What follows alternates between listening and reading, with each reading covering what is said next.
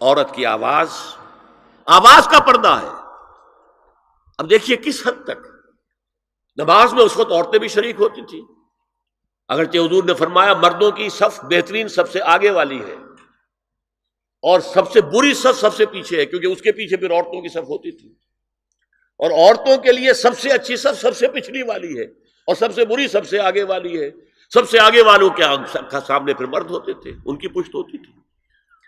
تو اسی طریقے سے اگر غلطی کی ہے تو مرد جو ہے کہے گا سبحان اللہ، امام سے غلطی ہو گئی ہے، مرد کیا کہے گا؟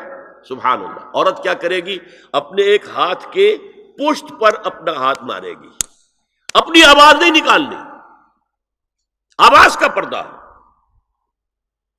چھونے کا پردہ یہاں تک ہے کہ حضور نے کبھی کسی عورت سے ہاتھ نہیں ملایا، اور آپ جب بیعت بھی لیتے تھے تو بس زبانی الفاظ کہلوائے اور کہا ٹھیک ہے بیعت ہو گئی، یا ایک کپڑا پکڑا، اس کا ایک سرا اپنے ہاتھ میں دوسرا سرا اس خاتون کے ہاتھ میں، یا ایک تشت کے اندر پانی بھرا، اس میں ایک طرف اس نے انگلیاں ڈال لی اور ایک طرف حضور کی انگلیاں، لیکن مسافر لا اسافر النساء۔ ایک دفعہ ہوا بھی کہ بعض خواتین نے جب بیعت کی ہے تو پھر انہوں نے ہاتھ آگے بڑھایا مسافر کے لیے، حضور نے فرمایا انی لا اسافر النساء، میں عورتوں سے مسافرہ نہیں کرتا۔ اسلام میں پردے کتنے ہوئے؟ پہلا پردہ 4 دیواری، گھروں میں رہو، یہ پہلا پردہ ہے۔ جیسے ڈیفنس لائنز ہوتی ہے نا فوج کی، یہ فرسٹ ڈیفنس لائن، سیکنڈ ہے، تھرڈ ہے، پہلی کو عبور کر کے کوئی آ جائے تو سیکنڈ ہے، سیکنڈ سے گزرے تو پہلا پردہ 4 دیواری، اس میں محرم آئے گا۔ اب دیکھیے اسی پر ہماری تہذیب استوار ہوئی، اسی پر ہمارا آرکیٹیکچر بنا، گھر ایسے بنے کہ مردانہ علیحدہ زنانہ علیحدہ، چھوٹا آدمی ہے تب بھی بیٹھک علیحدہ، بیٹھک باہر سے کھلے گی اور پھر ڈیوڑی سے ہو کر پھر گھر کے اندر جائیں گے، مرد آئیں گے تو یہاں بیٹھیں گے، اندر نہیں جائیں گے، اندر تو صرف وہی جائیں گے جو محرم ہے، ابدی محرم۔ دوسرا پردہ ستر، گھر کے اندر جو محرم آ گئے ہیں ان کے سامنے چہرہ تو کھلے گا، باقی جسم کا کوئی حصہ بھائی بہن کا نہیں دیکھ سکتا، اور باپ بیٹی کا نہیں دیکھ سکتا، بیٹا ماں کا نہیں دیکھ سکتا۔ یہ ستر، عورت پوری کی پوری عورت ہے۔ عورت کہتی ہیں چھپانے کی چیز کو، عورات النساء، عورتوں کی چھپی ہوئی چیزیں جن پر ظاہر نہیں ہوئی، لم یظہروا علی عورات النساء، ابھی تک ہم نے لفظ پڑھایا بھی۔ تیسرا پردہ ہے چہرے کا پردہ،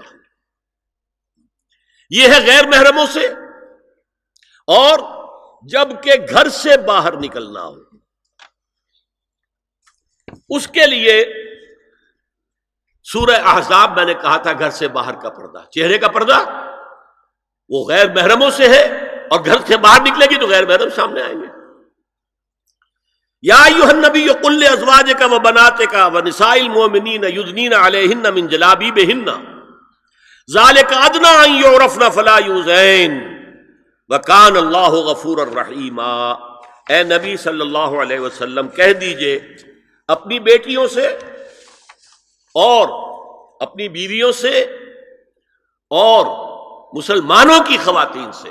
اب دیکھیے یہ سورہ احزاب ہی میں ہو رہا ہے، شروع میں یا نساء نبی سے بات چلی، استیزان بھی صرف نبی کے گھر میں داخل نہ ہو اذن کے بغیر، آگے چل کر سورہ احزاب ہی میں عام بھی کر دیا، قل لازواجک وبناتک ونساء المؤمنین، کہہ دیجئے اپنی بیویوں سے، اپنی بیٹیوں سے اور اہل ایمان کی خواتین سے، یدنین علیہن من جلابیبہن، کہ وہ اپنے چہروں کے اوپر اپنی جلباب کو لٹکا لیا کریں، چہرہ چھپ جائے۔ اب اس کی تفسیر میں چاہتا ہوں کہ آپ کو جو مختلف مفسرین نے کی ہے وہ آپ کے سامنے میں رکھوں۔ حضرت عبداللہ ابن عباس نے اس آیت کی جو وضاحت فرمائی ہے اسے حافظ ابن کثیر نے اپنی تفسیر میں اس طرح نقل کیا ہے، اللہ نے مسلمان عورتوں کو حکم دیا ہے کہ جب وہ کسی کام کے لیے گھروں سے نکلیں تو اپنی چادروں کے پلو اوپر سے ڈال کر اپنا منہ چھپا لیں اور صرف ایک آنکھ کھلی رکھیں، دونوں آنکھیں بھی غلط ہیں۔ ہمارے ہاں برقع کیوں بنا تھا؟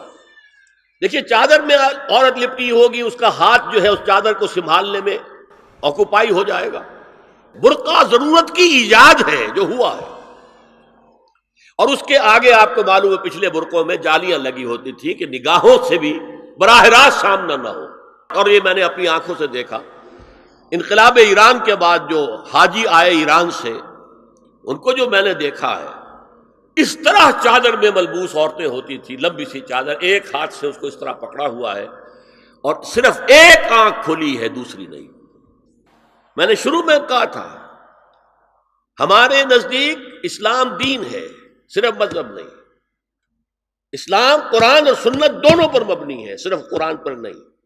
اسی میں ایک اضافہ کیجئے اس بات کا کہ حضور نے کئی حضرات سے یہ کہا، کہیں وہ رشتہ کر رہے تھے، کہ آپ نے ایک نظر دیکھ لیا ہے۔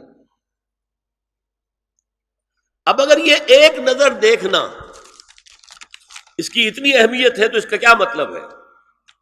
اگر تو صورتحال یہ ہوتی کہ ہر وقت چہرہ کھلا ہے، آ رہے جا رہے، تو ایک نظر دیکھنے کی کیا ضرورت ہے؟ وہ تو دیکھا دکھایا ہے۔ زمانہ آیا ہے بے حجابی کا، عام دیدار یار ہوگا۔ سکوت تھا پردہ دار جس کا، وہ راز اب آشکار ہوگا۔ تو ظاہر بات ہے وہاں پردہ ہو گیا تھا، تبھی تو تھا نا کہ ایک نظر دیکھ لو۔ آپ نے پوچھا ایک صحابی سے کہ رشتہ کہاں کیا؟ وہاں کیا ہے۔ تم نے ایک نظر دیکھ لیا ہے؟ اس خاندان کی آنکھوں میں کچھ نقص ہوتا ہے، دیکھ لو، بس ایک نظر دیکھنا، اس کی اجازت۔ تو یہ اجازت ہونا اس کا خود ثبوت ہے کہ عام حالات میں عورت جو ہے وہ دکھائی نہیں دیتی تھی، بلکہ وہ پردے میں رہتی تھی۔ مسلمان جدید تعلیم یافتہ دانشوروں کی منافقت،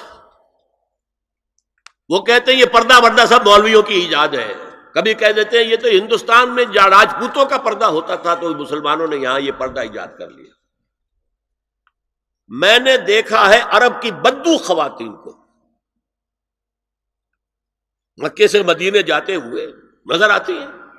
ایک خاتون اونٹ کی پوری قطار لے کر جا رہی ہے، ہاتھ میں لاٹھی ہے، پورا مکمل پردہ، چہرہ چھپا ہوا، آنکھوں کے اوپر بھی کوئی انہوں نے وہ حجاب سا بنایا ہوتا ہے خاص چھجا سا، اور ہاتھوں میں دستانے، پاؤں میں جرابے۔ یہ کون سے راجپوتوں کا پردہ سعودی و عرب کی جو ہے ریگستانوں میں پہنچ گیا؟ بدو جب آتے ہیں اپنی عورتوں کو اسی حال میں لے کر آتے ہیں، اور ان کا یہ ہے کہ وہ احرام کا معاملہ بھی یہ ہے کہ یہاں چھجا بنا کر آگے چادر لٹکا لیتے ہیں، صرف چہرے سے مس نہ کرے بس۔ اور وہ پھر اپنی خواتین کو جب طواف کراتے ہیں تو ان کے گرد گھیرا ڈال لیتے ہیں، ہاتھ سے ہاتھ پکڑ کر، تاکہ کسی اور کے ساتھ ان کا نہ کندھا لگے اور نہ کوئی اور جسم کا حصہ بس۔ یہ پردہ وہاں کہاں سے آ گیا؟ سر سید کا واقعہ تو میں آپ کو بتا چکا ہوں۔ اب ذرا علامہ اقبال، میں منافقت اس لیے کہہ رہا ہوں کہ ایک طرف ہمارا جدید دانشور طبقہ، مولوی ملاٹے دیوبندی ہوں، فلاں ہوں، یہ ہوں وہ ہوں، یہ دقیانوسی ہے، اصل میں تو سر سید احمد خان، اور پھر علامہ اقبال۔ علامہ اقبال کا حال کیا ہے وہ سن لیجئے آپ۔ انگریز سرکار لارڈ ولنگٹن کے زمانے میں علامہ اقبال کو اپنا گورنر بنا کر جنوبی افریقہ بھیجنا چاہتے تھی۔ من جملہ دیگر شرائط کے ایک شرط یہ بھی تھی کہ تمام سرکاری تقریبات میں بیگم اقبال ان کے ہمراہ ہوں گی۔ علامہ اقبال نے یہ کہہ کر اس پیشکش کو ٹھکرا دیا، بے شک میں گناہگار مسلمان ہوں اور اعمال کے اعتبار سے مجھ سے بہت سی کوتاہیاں سرزد ہوتی ہیں، تاہم میں اتنا بے غیرت نہیں ہوں کہ محض ایک سرکاری عہدے کی خاطر اپنی بیوی کو بے پردہ کر دوں۔